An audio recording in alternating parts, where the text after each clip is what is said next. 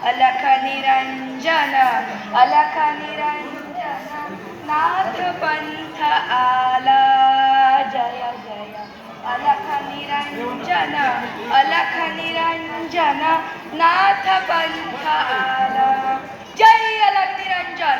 हरि ओम तत्सत परब्रह्म श्रीपाद वल्लभ श्री गुरुदेव दत्त. हरि ओम नमः शिवाय, हरि ओम नमः शिवाय, हरि ओम नमः शिवाय. हे मानवा, तुला जर का जन्म मरणाचा फेरा चुकवायचा असेल तर साधा सरळ सोपा एकच मार्ग, तो मार्ग म्हणजे भक्ती मार्ग. भक्तीविना कुणालाही मुक्ती मिळाली नाही.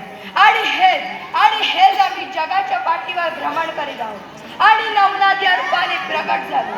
इतरत्र नारायणाचे ज्याप्रमाणे आपले अवतार धारण केले, तद्वतच हा चमस नारायणाचा अवतार रेवणा म्हणून मला ओळखतात.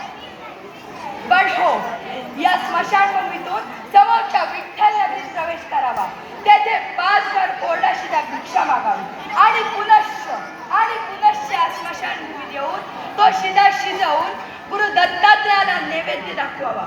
पण भिक्षा मागत असताना मी माझ्या कर्तव्याला खंड पडू देणार नाही. आणि ते कर्तव्य कोणतं असेल तर जगाला बोल, यह परलोका किरती मिळण्या, यह परलोका किरती मिळण्या, प्रभूचे गुण तू का मानवा, प्रभूचे गुण तू का मानवा, अलख निरंजन.